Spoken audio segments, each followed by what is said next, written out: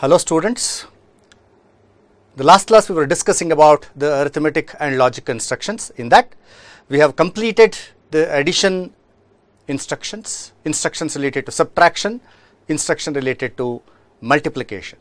Today we shall proceed further with the instructions related to division, and we shall cover the logic instructions and rotate instructions, and if time permits let us try to complete branch control instructions.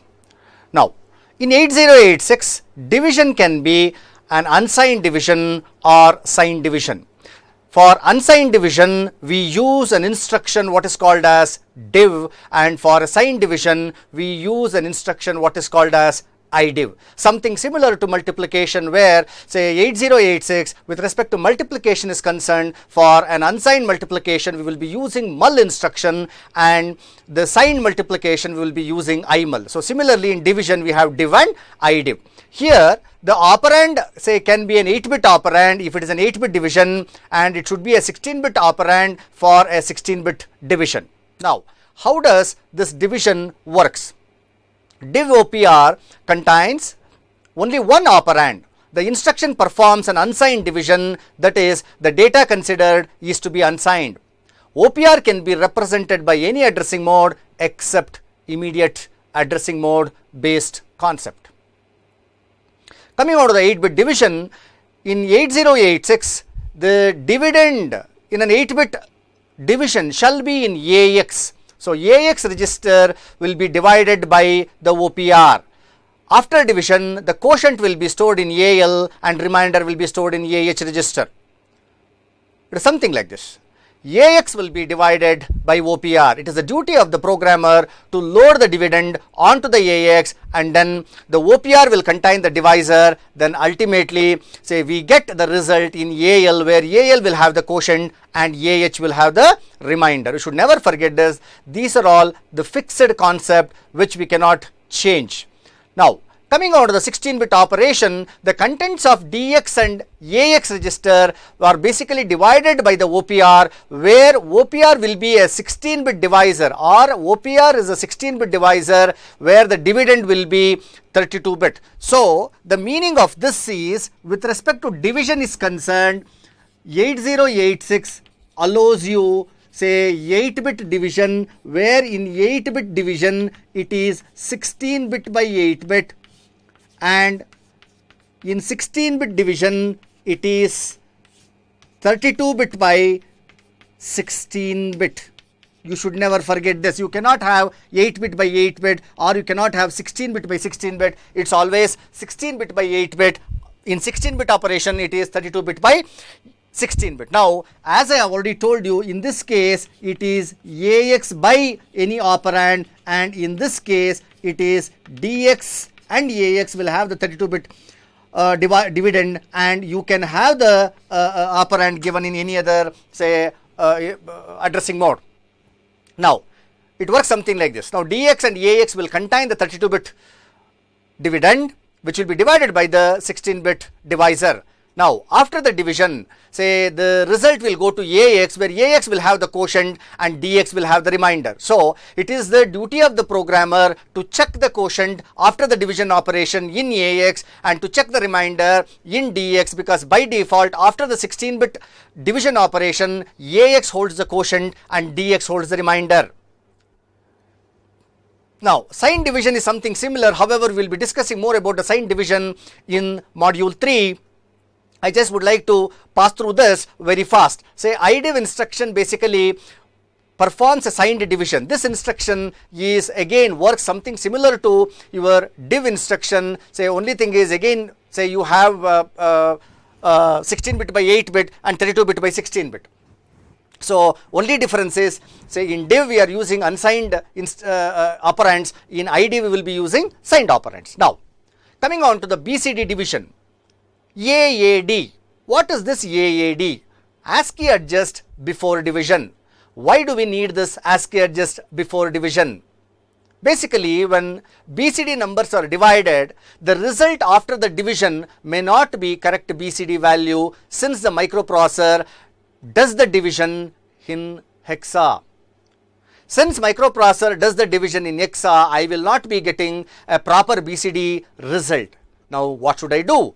Say then we will be using instruction like AAD before the division, so that the number will get appropriately converted, so that after the division operation I get my correct BCD results. So to get the correct BCD result, say we should be able to use AAD instruction, but it is basically used before the division, not after the division. So then you will be able to check the correct quotient and remainder in the appropriate instruction. Remember this very carefully. Say for example, if I want to divide two numbers where I am trying to divide 65 by 9.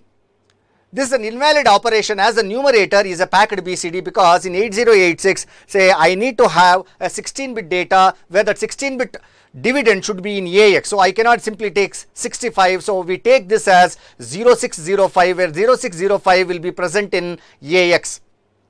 Now after performing this 16-bit division or 16-bit data or dividend divided by an 8-bit divisor, we need to use an AAD instruction, where AAD instruction manipulates the numerator after the adjustment operation. Now after the adjustment operation, it will be divided something like this: 41H by 9. If you carefully observe 41H is nothing but your 65. So after the division, say you will have the final result where AH and AL will have your quotients and remainder. This is all about arithmetic operations. Along with this, I have two simple arithmetic operation. Purposefully I have not put that in my slides. One is INC, increment. The name itself says incrementing the content of the operand by 1. Say for example, I will say INC operand. Example, INC BL. If BL is 45, after execution of this instruction, BL will become 46. Suppose if I say increment BX, so if BX is 4001, after increment BX will be 4002. Similarly, I have what is called as decrement. So it decrements the content of the operand by 1. Example or the syntax is something like this. Now example for this is decrement CL. If CL was to be 49, say after decrementation CL will be 48. Isn't it? Now 16-bit decrement. Say for example, I will say decrement CX. If CX before the operation is 4008, after decrementation your CX will be how much?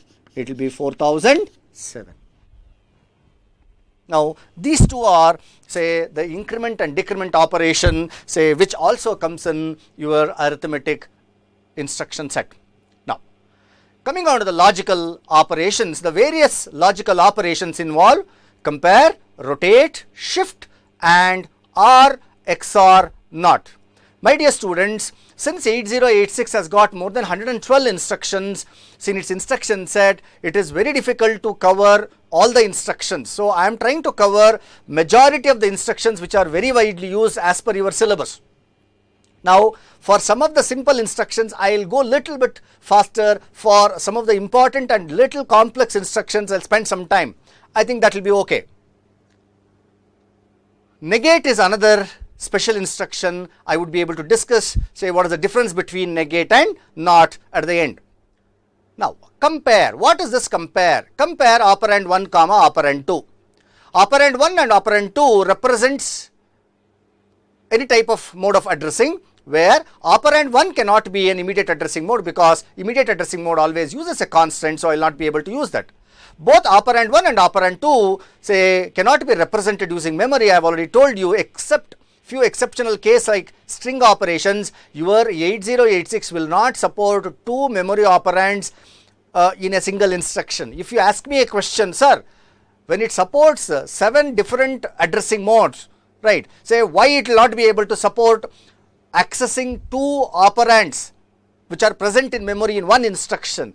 The reason is the instruction format, the architecture of 8086 and the instruction format of 8086 does not support or has not been designed for having 2 memory operands in a single instruction. Now, the content of both operands are compared. There is no result of comparison, means say neither the source nor the destination is updated, only flags are updated. Remember, compare is something like a logical subtraction or a non-destructive subtraction. Carefully remember. Say suppose if I perform a compare operation is nothing but destination minus source. I'll just write one simple example here. Compare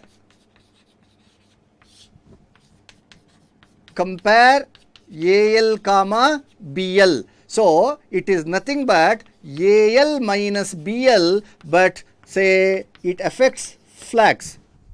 It will not affect AL. Suppose if the content of AL is 40, if the content of BL is 41, say 40 and 41 are compared, matlab say 40 minus 41 happens. Now say the result of that will be reflected in the flags, and content of AL and content of BL say will be the same. That is what is the speciality of your compare operation. Now carefully observe this. What is the relationship between the operands? Now I use a compare instruction for comparing 2 operands, where when both the operands are equal, then my 0 flag will be set to 1. Because since I am making a subtraction here in the compare operation, when both are equal, says this is also 40 and this is also 40, 40 minus 40 is 0. If the result of this particular logical operation is 0, then what should happen? The 0 flag will automatically get set. Now, if operand 1 is not equal to operand 2, obviously in this case operand 1 and operand 2 are not equal, so the result is non-zero value, obviously 0 flag is 0. If operand 1 is greater than operand 2, in this case what will happen? A borrow gets generated. When a borrow gets generated, say your carry flag will be set to 1. If there is no borrow, then carry flag is set to 0. Say in this case what has happened is, say this is destination, this is source, or this is your operand 1 and this is your operand 2. So when I make operand 1 minus operand 2, say where it is 40 minus 41, so I get a borrow. So when I get a borrow, automatically carry flag is set to 1. Now if I make this as 42 minus 41, carry flag is not set. Now the question that should arise in your mind is, sir, you are talking about say borrow, but you talk about carry. Say how is carry related to borrow? My dear students, when we perform a subtraction operation, say in 8086 microprocessor, the subtraction operation is implemented by 2's complement addition. So the subtrahend and minuend, so the subtrahend's 2's complement is calculated internally and that will be added with the minuend. So based on that, say we will be able to generate say the carry. So if the carry is generated, the meaning is there is a borrow. If the carry is not generated, there is no borrow. Now what you should remember here is, see in subtraction, internally microprocessor performs the subtraction operation using 2's complement addition. Since it performs a 2's complement addition, I am trying to refer to carry, say even in subtraction operation. Remember this very carefully. Now obviously when operand 1 is less than operand 2, so when I make operand 1 minus operand 2, obviously borrow gets generated, so carry flag will be 1. So this is all about your compare instruction. Very important, because we very widely use this compare instructions for say a lot of our operations. The various rotate instructions include rotate right without carry, rotate left without carry, rotate left with carry, rotate right through carry or with carry. Now let us see one by one. Rotate is again a logical operation where I can rotate the content of an operand left or right along with the carry flag or without the carry flag. Now let me take the scenario of rotating right without a carry flag by only once. This syntax for this is ROR OPR comma 01, where OPR can be represented by any addressing mode except the immediate addressing mode. This instruction performs a single rotate operation. Here it is rotate right operand comma count. So this is the count. So here the count is only 01. Since the count is only 01, I am trying to rotate this operand right by 1 bit. The least significant bit of the operand is shifted to carry flag. The same bit is shifted to most significant bit position of the operand. How does this work? Now carefully see this. Rotate right AL comma 01. Now assume that there is an 8-bit register where this is bit D0, bit D1, D2, D3, D4, D5, D6, D7 of an 8-bit operand. Now this is the carry flag. If I perform rotate right AL, so AL's 7th bit and AL's 0th bit. If I perform rotate right AL comma 01, then what will happen? Carefully see this. The bits will move towards the right and D0 will go to the carry flag, and same D0 will also come and sit in the 7th bit. So that is what is rotate right. Now I am not rotating through carry, I am rotating without carry flag. Now rotate right without carry many a times. I can rotate the contents of any operand right by 1 bit when I use a count as 1. But if I want to rotate for more than once, then I will be specifying the count in CL register. Rotate right operand comma CL, where operand can be represented by any addressing mode as usual. The instruction performs a multiple rotate operation. The number of rotation to be done shall be specified by CL. If you ask me a question, sir, suppose if I write rotate right AL comma, instead of CL I will use BL. So before this I will say move BL comma 02H. So my meaning here is I want to rotate right the content of AL BL number of times. Will this work? No, this is a wrong instruction, because whenever you are performing a shift or rotate operations, your count, rotation count or shift count, if it is more than 1, shall be specified only in CL. So this shall be remembered when writing the program. The least significant bit of the operand is shifted to the carry flag. The same bit is also shifted to the most significant bit position, and this is repeated how many number of times? CL number of times. All other bits of the operand are shifted right by 1 bit position. Now if you carefully say observe that particular explanation, it is something similar to say doing rotate right say multiple times. Now let me rotate left. Rotate left operand comma 1 time. So it is exactly reverse of rotate right. Now this particular picture is a self-explanatory picture. So now carefully see this. Say this is AL register, where AL register is 8-bit register. Now how does this rotation happens? Rotation left happens say by moving the contents or rotating the contents of the bits say left by how many positions? 1 bit position, because your rotation count is 01. Now carefully see this. Yes. Now whatever that was there in D7, it comes and sits in say carry flag, as well as it also gets copied onto say D7. Say if I write a picture here, it looks something like this.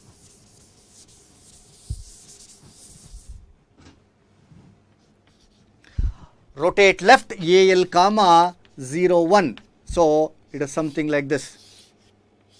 So this is your D7, this is your D0. So this is your carry flag. Right, suppose if this carry flag is 1, if this is 0, now this is D1,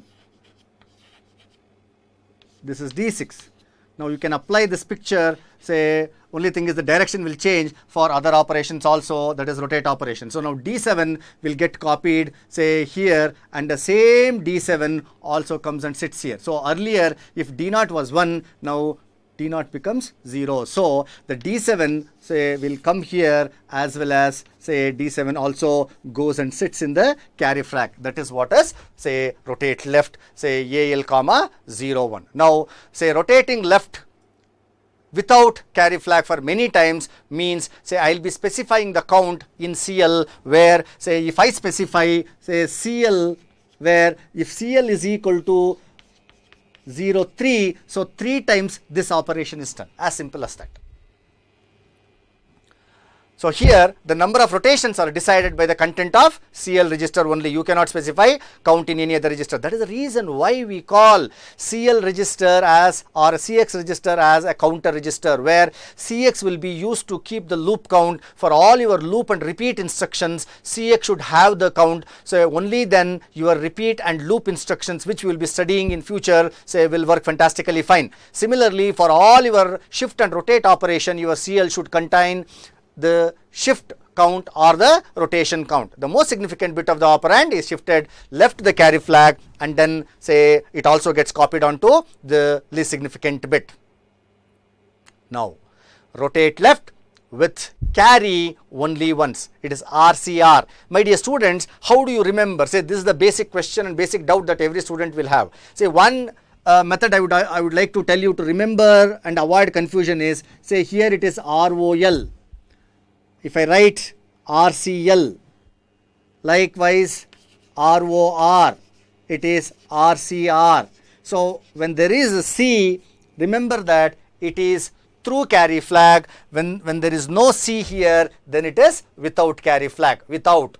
So O represents the 0, say that is without count rotation, with count rotation. So to remember without any confusion, say just check this difference. If you find C in the instruction, you can always remember that, oh, this is with carry flag, and if there is no C here, then it is without carry flag. Now rotate left with carry by once. Now I will directly go to the operation, say how basically this operation works. Now carefully see this, same picture. So only thing is the rotation will change. Now carefully observe. So this is your AL register. So AL register has got say 8 bits totally, starting from D0 bit to say D7 bit, and this is the carry flag. Now the rotation is something like this. Now if you observe, carry flag got shifted to D0 and D7 got shifted to say the carry flag. So it is something like rotate left. So instead of putting the connectivity here, I will put the connectivity here. Now carefully observe. So assume that before execution of this, if this is 1 and if this is 1 and if this is 0, this 1 gets copied here, and this 0, that is carry flag, where carry flag was 0, and this 0 comes and sits here, and this 1 gets shifted here.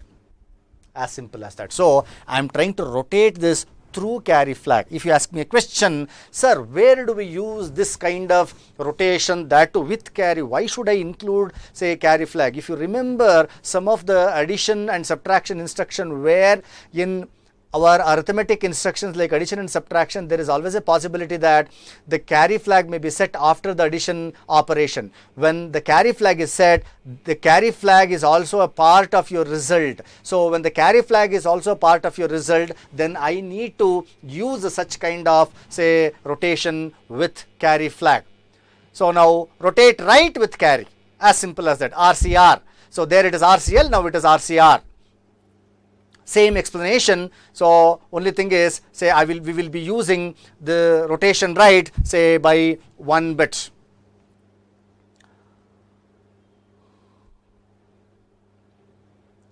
Now how does this RCR AL comma 01 works? Now see this carefully. I repeat again, see this, D0 goes to C, carry flag content goes to sit it will go and sit in D7, and the bit that was present in D7 say gets copied onto D6. The D6 bit will go to D5 position, D5 position will go to D4, and so on and so forth. So that is how your RCR with carry works. Next is shift operation. In shift operation we have logical left shift, arithmetic left shift, logical right shift, arithmetic right shift. In other words, in the left shift we have logical left shift and arithmetic left shift, but both are same because the resultant is same, so we can use interchangeably, especially with respect to say shifting left. But logical right shift and arithmetic right shift both will give different result, so hence they are treated separately. The shift operation can be done on say many number of times, where if you want to rotate or shift the content of any register, it could be an 8-bit register or a 16-bit register, then we would be able to go for this shift. Now let us directly pass on to left shift. How does this left shift works? SAL OPR comma 1, SHL OPR comma 1. So as I just now mentioned, say your arithmetic shift, A represents arithmetic shift, H represents logical shift. Both shift with respect to say left shift is concerned, say gives the same result, so we can use either this or this say interchangeably. How does this work? Now carefully see this. This is the register content or the OPR content, this is the carry flag. Now after the execution, if you carefully observe, see this, D7 moves to carry flag, D6 moves to D7th position, say D5 moves to D6th position, D4 moves to D5th position, say so on and so forth. D0 moves to D1th position, so to D0th position, say I would be, or say processor would be placing a 0. I repeat again, see this, clear? Now logical right shift. How does logical right shift happens? So all this explanation is same, where I cannot have a OPR as an immediate operand because immediate operand is a constant. Now here logical right shift, say what will happen with this, the least significant bit of the operand is shifted to the carry flag. Now I'll directly go to the operation. Let us see how basically this operation happens. Now see this. Now after the execution of SHR AL comma 01, now see this, now see this, as 0 gets copied onto D7, D7 go to D6, D6 go to D5, D5 go to D4, and D0 will go and get copied onto say C, that is carry flag. This is logical right shift. Now arithmetic right shift. Arithmetic right shift is something different than logical right shift. Say let us try to understand how basically arithmetic right shift works. Now carefully see this. In the arithmetic right shift, what is this? D7 is retained as it is in D7. A copy of the D7 bit will be say put on to D6, and as usual D6 copy will go to D5, D5 will go to D4, D4 will copy will go to D3, and so on and so forth, where say D0 will go and sit in carry flag. Now here the most significant bit is unchanged. If most significant bit was 1 before the execution, even after the execution most significant bit will be 1. Now what is the meaning of this? My dear students, remember the arithmetic shift operations are basically used with the signed numbers. Whenever you are trying to handle a signed number, the signed number will have the most significant bit representing the sign of the number. When the most significant bit of the number represents the sign of the number, that cannot be changed in your say shift operation. If you change the most significant bit of the sign number, then it changes the sign itself, the value will change, so that cannot happen. That is the reason I just repeat this. Now carefully see, say the D7 gets copied to D6 and so on and so forth. Now D7 is retained back. Now this clearly indicates that the D7 say retained back. Not, but in SHL that is not the case, or in other case it is not the case, say where we will not be say worrying about the D7 bit.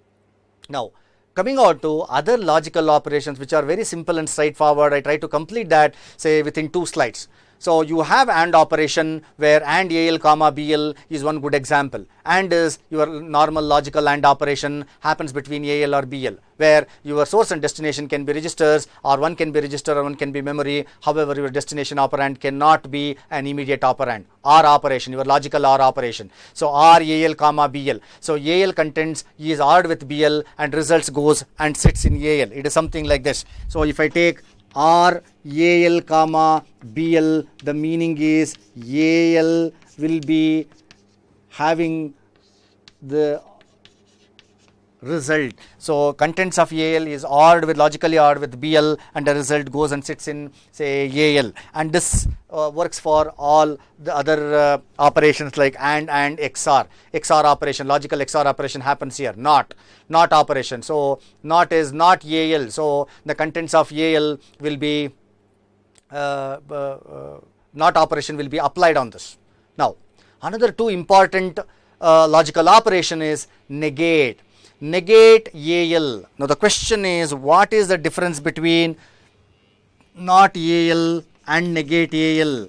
See, in not AL, say AL will be, say on the contents of AL, the not operation is applied. Negate AL, the contents of AL 2's complement will be taken into consideration with respect to negate is concerned. So here we convert the content of AL to its 2's complement value. Here we try to complement whatever the contents of AL. Then is test operation, very important with respect to examination point of view is concerned also. This is something similar to your compare, where test operation is a non-destructive AND. I can say test operation is a non-destructive AND, where when I say test AL comma BL, the contents of AL is ANDed with BL, but the content of the destination, that is AL register, will not be changed, only flags are updated. So to update the flags or to test the flags, we would be using this test operation, test AL comma BL. Say, remember, it is non-destructive AND operation. So I have told you compare is a non-destructive subtraction, so something similar to that. Test is a non-destructive AND operation. What do you mean by non-destructive? The destination operand, in this case, which is the destination operand, that is your OPR1, will never get updated even after the, say, execution is over. Neither the source nor the destination gets updated, only flags are updated. This is all about your logical instructions. My dear students, now we have plethora of, say, branch control instructions, which are very important, because here we are dealing with the code segment. Now, till now, whatever the instructions that we have discussed, all those instructions works on the data which is present in the data segment. If I say move AL comma content of BX, by default this BX will point to the memory, say, where this memory is present in data segment. This memory is present in the data segment. So from now on, especially with respect to branch control instruction is concerned, say, we will be working with the code segment, where whenever we find the target address will be generally in the code segment. So in some of the textbooks, they call these instructions as code segment addressing modes. Now, which are all the branch control instructions we are going to discuss? In this session, I particularly concentrate on the jump instruction, and then later on I'll pass on to the call instruction. Now, what is the jump instruction? These instructions are used for changing the control of sequence of program execution. You know that already you have done your C programming or C++ programming, where we need to change the flow of execution based on some condition, or sometimes without any condition we may have to change our, say, flow of execution. We should tell the processor, say, through our instruction that processor, please jump to this particular location and then start execute, say, the instruction present at that location. So for such kind of operations we use jump instruction. Now let us try to understand the process of the program execution. So the following pictures will help you to understand how basically the program gets executed. Now this is the microprocessor, and in this say you have the execution unit in the microprocessor, because microprocessor has got execution unit and the bus interface unit. So in the execution unit you have the instruction pointer. Now the job of the instruction pointer, what is the job of the instruction pointer? The job of the instruction pointer is to point to the next instruction to be executed. Remember very carefully. The job of the instruction pointer is to point to the next instruction to be executed. Where is the next instruction to be executed? The next instruction to be executed will always be present in the code segment. Say, just to clarify your doubt, sir, why code segment? What is meant by code segment? What is code? Code is nothing but your program.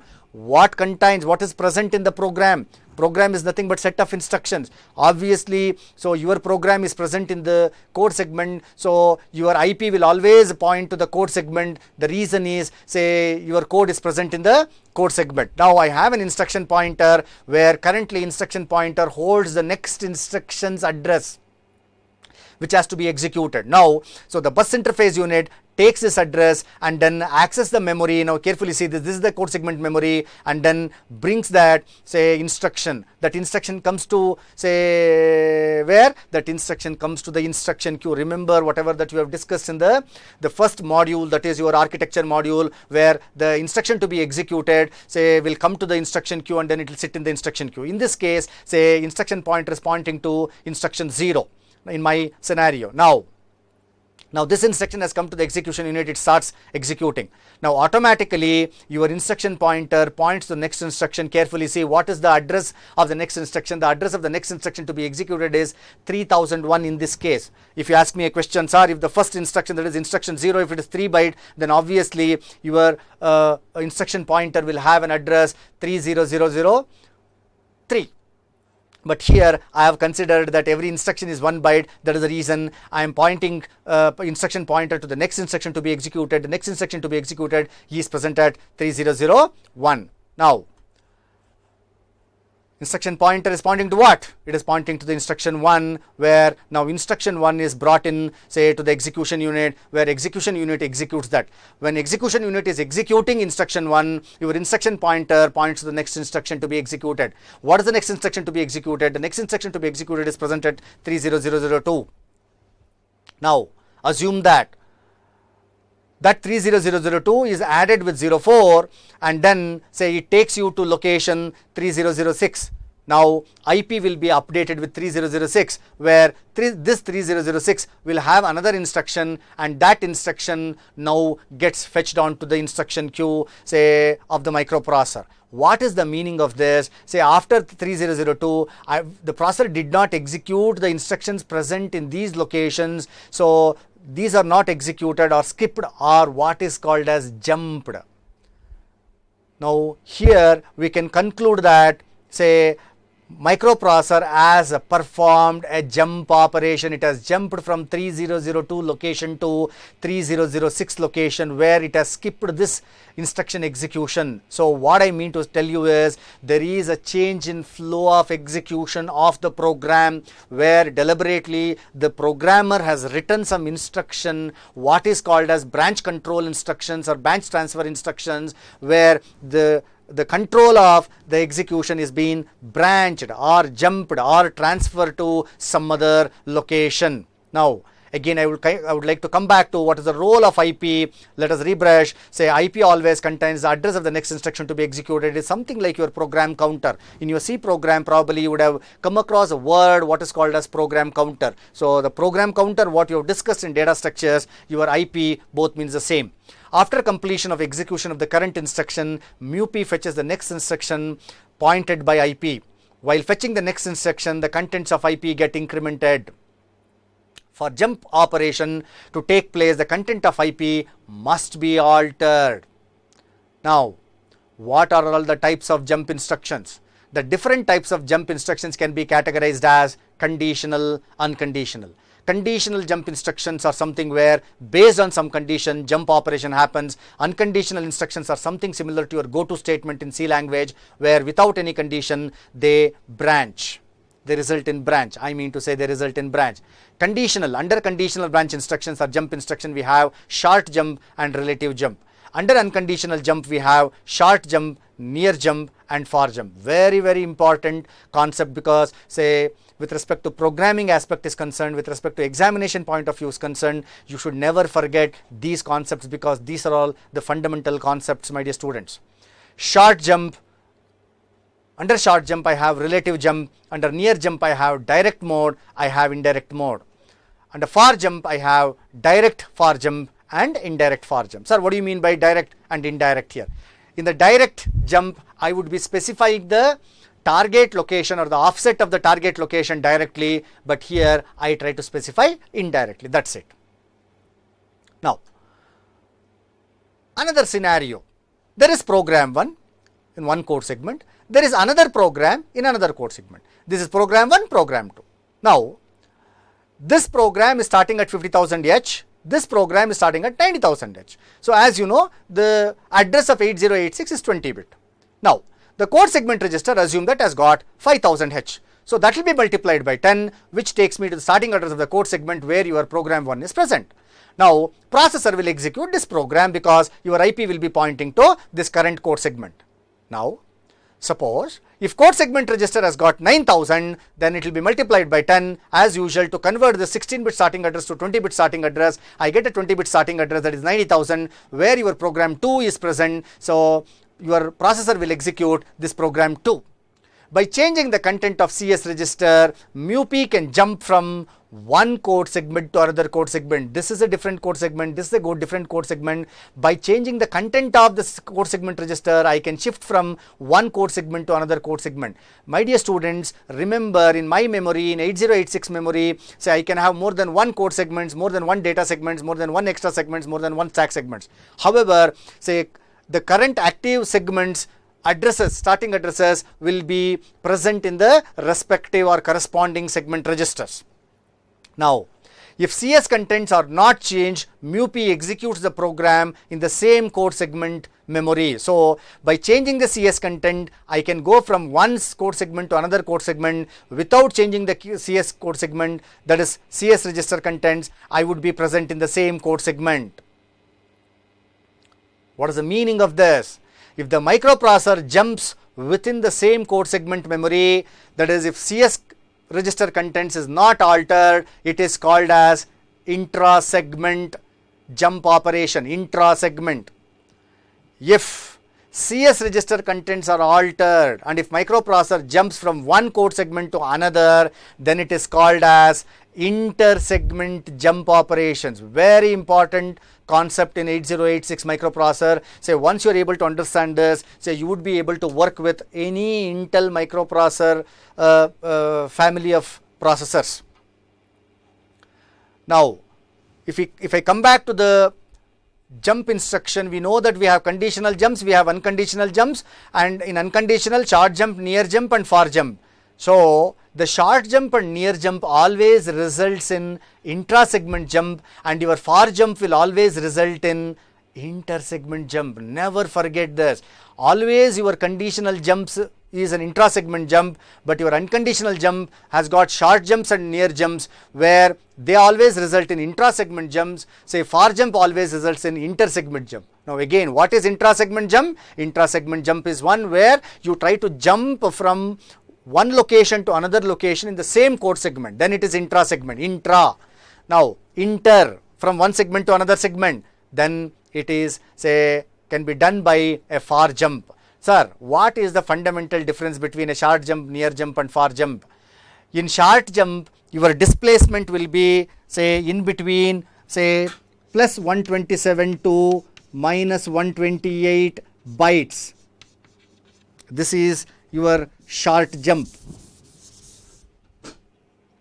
In short jump, the displacement will be something like this. For a near jump, the displacement will be plus 32,767 to minus 32,768 bytes. So, your displacement can be, say, between 127 plus 127 to minus 128 bytes, say, or for a near jump, your displacement or the offset value can be from plus 32,767 to minus 32,768. Obviously, here the displacement is an 8-bit value, here the displacement is a 16-bit value. So if the displacement is positive, it results in forward jump. If the displacement is negative, it results in the backward jump. Same thing applies for your near jump. So in both of this, your CS content is not altered, say only IP contents are altered, but in far jump, both CS and IP contents are altered. Say altogether, your CS values is changed here. Now, let us see one by one. Unconditional short jump. Jump short relative address. Example, jump short begin. Now here, short is basically an assembler directive. The relative address is an 8-bit number. It is called as relative address. The short is an assembler directive. The instruction alters only the content of IP and CS register contents are not altered. Hence, the microprocessor jumps within the same code segment. Therefore, it is an intra-segment jump operation. The given relative address is added to IP. That is, to calculate the target address, say the current content of IP will be added with the relative address. Unconditional near direct jump. Carefully observe, it is a direct jump. Now I am directly specifying the address of the displacement. So here the displacement, say, could be a 16-bit displacement. Now what will happen here? A relative address, say, is a 16-bit number. It is called as the relative address, where it is a near label indicates that, say, it is well within the, say, segment. It is an assembler directive. Now the question comes to your mind is, sir, why I should specify short and near? Short is an assembler directive, near is an assembler directive. See, assembler directives tell the assembler what is that particular operation to be done, or say what is the boundary of that operation. So when I write a short, processor, the assembler will come to know that, oh, this is, say, a short jump, oh, this is a near jump. So based on that, it uses the address calculation procedure and process. Hence, microprocessor jumps within the same code segment and it results in an intra-segment jump. How does it work? IP plus relative address will be copied onto IP. Unconditional near indirect jump. Now, it is again a near jump, but indirect jump. Say, what is meant by indirect jump? So here, good examples is jump DI. Now DI is a register which is giving me the offset address, where this offset address is added with IP to calculate the target jump address. In the example 2, jump word pointer, again word PTR is an assembler directive, tells the assembler that, say, the following pointer is a 16-bit pointer. So please specify this to microprocessor. Then what assembler will do after seeing this assembler directive in the instruction format, when it is converting the instruction to binary, it will specify appropriately to the processor that, say, it is a 16-bit displacement. Now this instruction again alters, say, the contents of IP, and CS content is not altered, so it is again an intra-segment jump where IP will be copied, say, with the OPR value. Next, unconditional for direct jump. Now I am trying to pass on to the for jump. So here the address will be a 32-bit number, where the 32-bit number, say, address will be copied something like this. The lower 16-bit of the, say, long address will be transferred to IP, and the upper 16-bit will be transferred to CS. It is something like this. IP will be copied to the lower 16-bit of, say, L address, and CS will be copied with the higher 16-bit of L address. Next is unconditional for indirect jump. Only thing is we are trying to specify the displacement using a memory location, where that memory location is pointed by BX. So as usual, say, since the addresses are specified indirectly, we are calling this as an indirect jump. However, it is a for jump. Why it is called as for jump? Because both IP and CS values are getting updated. Since IP and CS values are getting updated, so your processor is transferring from one segment to another segment. My dear students, say, we shall proceed further with the concept of conditional jump instructions. Now whatever that we have discussed now is, we started with the division operation, we discussed about the unsigned division and signed division, we discussed about, say, AAD, which is the BCD division operation. We also discussed about the logical operations like rotate operation, say, and the shift operation, rotate with carry, rotate without carry, shift with say arithmetic shift and logical shift were discussed. We also discussed about the logical AND, logical OR, logical NOT, the test and negate operation. Along with that, we also had an idea on say how basically this jump instruction works, why jump instructions are required, how basically they transfer the flow of execution to the target location is say basically browsed through in this particular session. In the next session, let us pass on to the conditional jump instruction, where the name itself says in the conditional jump instruction, based on the condition, jump will happen. In an unconditional jump instruction, we have seen, so there is no condition checking, directly the control of execution get transferred to the target say location. So we shall see in the next class and proceed further with conditional jump instructions. Thank you very much.